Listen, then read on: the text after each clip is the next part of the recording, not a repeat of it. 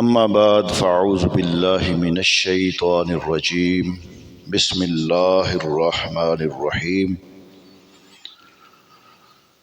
محترم سامعین و ناظرین، آج جمعۃ المبارک ہے اور رجب شریف کا مہینہ جا رہا ہے۔ اس مہینے کی 27 تاریخ کو اللہ کریم نے اپنے پیارے حبیب صلی اللہ علیہ وآلہ وسلم کو ایک عظیم معجزہ معراج عطا فرمایا۔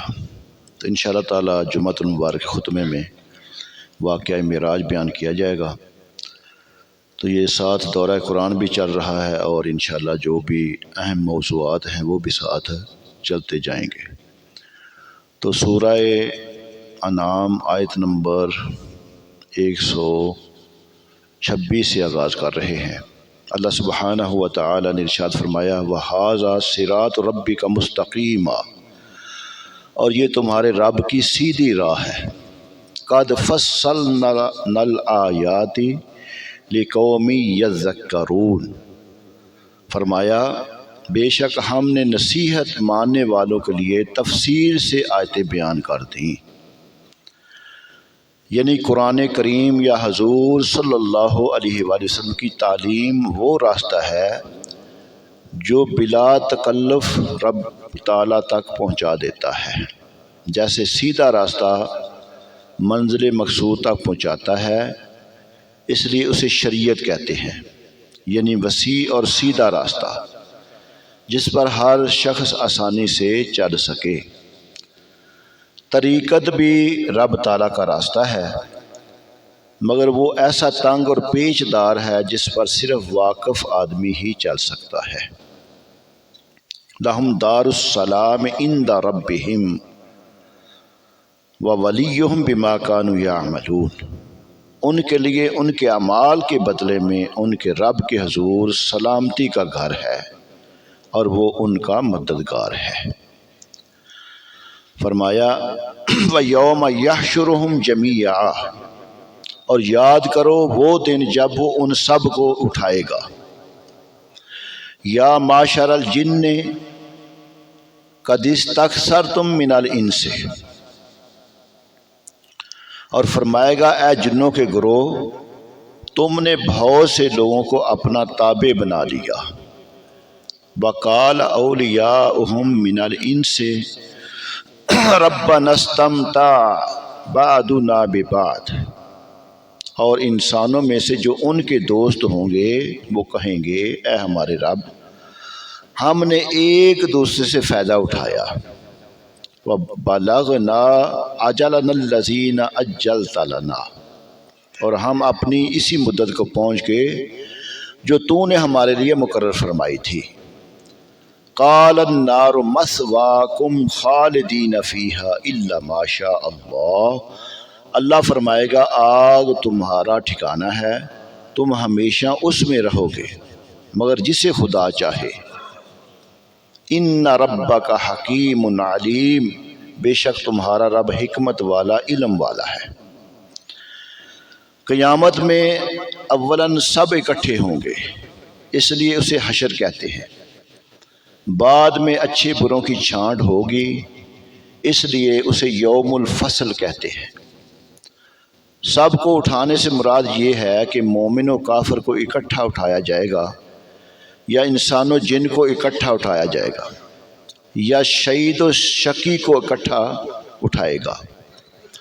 اس آیت میں ان سرکش جنات سے خطاب ہے جنہوں نے بہت سے انسانوں کو بہکایا، جبکہ مومن جنات تو اللہ تعالیٰ کی رحمت میں ہوں گے۔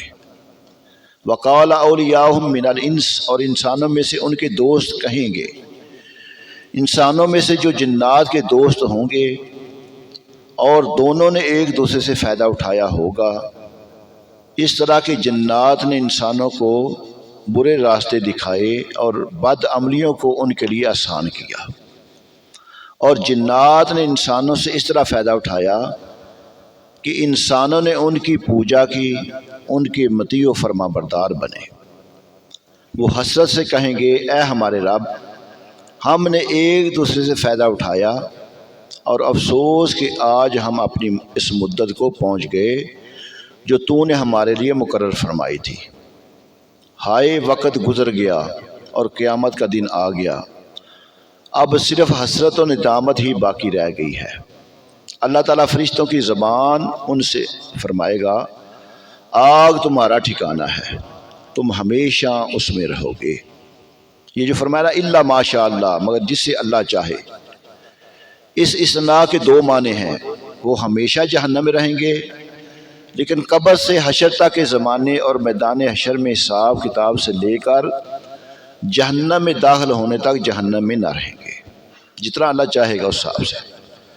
وَكَذَلِكَ نُوَلِّي بَعْضَ الظَّالِمِينَ بَعْضًا بِمَا كَانُوا يَكْسِبُونَ، اور یوں ہی ہم ظالموں میں ایک کو دوسرے پر ان کے اعمال کے سبب مسلط کر دیتے ہیں۔ یعنی جس طرح ہم نے جنوں اور انسانوں کو رسوا کیا یہاں تک کہ انہوں نے ایک دوسرے سے فائدہ اٹھایا، اسی طرح ہم ظالموں میں سے ایک کو دوسرے پر ان کے اعمال کی وجہ سے مسلط کر دیتے ہیں، اور ظالم کے ذریعے پکڑ فرماتے ہیں۔ اس آیت مبارکہ میں ظلم کرنے والوں کے لیے بڑی نصیحت ہے۔ عبداللہ بن احمر قرطبی رحمۃ اللہ تعالی علیہ فرماتے ہیں، اس آیت میں ظلم کرنے والوں کو تنبیہ کی جا رہی ہے کہ اگر وہ اپنے ظلم سے باز نہ آئے تو اللہ تعالیٰ ان پر دوسرا ظالم مسلط کر دے گا جو انہیں ذلیل و خوار و تباہ و برباد کر دے گا۔ اس آیت میں ہر قسم کے ظالم داخل ہیں، وہ شخص جو گناہ کر کے اپنی جان پر ظلم کرتا ہے، جو حاکم یا افسر اپنی رعایا اور محتاط لوگوں پر ظلم کرتا ہے، جو تاجر جیلی اشیاء اور ملاوٹ والی چیزیں فروخت کر کے خریدار پر ظلم کرتا ہے، اس طرح جو چور اور ڈاکو مسافروں اور شہریوں سے لوٹ مار کر کے ان پر ظلم کرتے ہیں، یہ سب ظالم کی صف میں شامل ہیں۔ ان تمام پر اللہ تعالیٰ کوئی ان سے بڑا ظالم مسلط کر دیتا ہے، اور حقیقت میں دیکھیں یہ ڈاکو چور ہیں نا، وہ ہمیشہ کے لیے بے سکون ہوتے ہیں، اور ان کے واقعی ان کے جو سرگنا ہوتے ہیں، ان کے بڑا بڑا ان کے اوپر بھی ظلم کرتے ہیں۔ عبداللہ بن عباس فرماتے ہیں، اللہ تعالیٰ جب کسی قوم کی بھلائی چاہتا ہے تو اچھوں کو ان پر مقرر کرتا ہے، اور اگر کسی سے برائی کا ارادہ فرماتا ہے تو بروں کو ان پر مقرر فرماتا ہے۔ اس سے یہ نتیجہ برآمد ہوتا ہے کہ جو قوم ظالم ہوتی ہے اس پر ظالم بادشاہ مقرر کیا جاتا ہے، تو جو اس ظالم کے پنجہ ظلم سے رہائی چاہیں انہیں چاہیے کہ ظلم چھوڑ دیں، اپنے آپ کو اگر ٹھیک کر لیں گے تو ہمارے حکمران بھی ہم پہ اللہ تعالیٰ نیک مسلط فرما دے گا۔ لہذا ایسے حضرات کو چاہیے کہ درس روایات اور ایک قول کا بطور مطالعہ کر کے عبرت حاصل کریں، اور اللہ رب العالمین کی بارگاہ میں اپنے ظلم سے سچی توبہ کر کے مظلوموں سے معافی کی کوئی صورت بنائیں۔ ابو سعید خدری سے روایت ہے، رسول اللہ صلی اللہ علیہ وآلہ وسلم نے ارشاد فرمایا، اے لوگو اللہ تعالیٰ سے ڈرو، خدا کی قسم جو مومن دوسرے مومن پر ظلم کرے گا تو قیامت کے دن اللہ تعالیٰ اس ظالم سے انتقام لے گا۔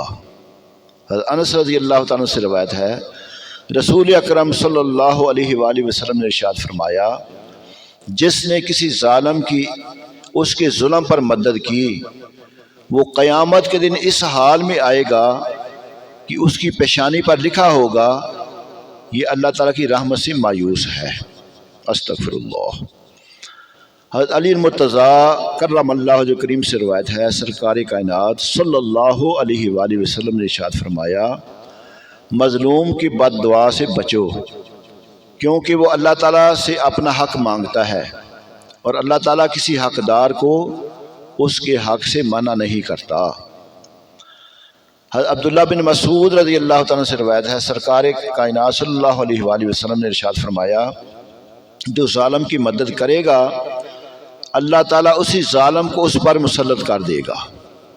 حضرت فضیل بن عیاض فرماتے ہیں، جب تو ایک ظالم کو دوسرے ظالم سے انتقام لیتا ہوا دیکھے تو پھر ٹھہر جا اور تعجب سے تماشا دیکھ۔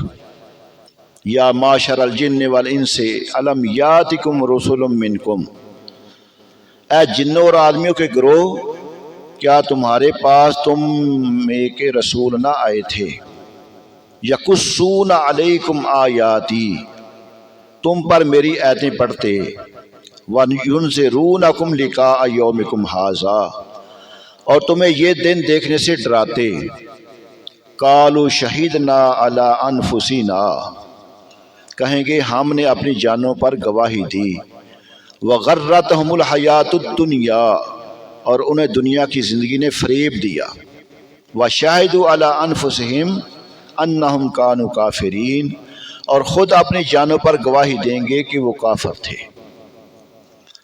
اس آیت مبارکہ میں جنات اور انسان دونوں سے خطاب ہوا کہ اے جنوں اور آدمیوں کے گروہ، کیا تمہارے پاس تم ہی میں سے وہ رسول نہ آئے تھے جو تمہیں میری آیتیں پڑھ پڑھ کر سناتے تھے اور تمہیں اس دن یعنی روز قیامت کی حاضری اور عذاب الہی سے ڈراتے تھے۔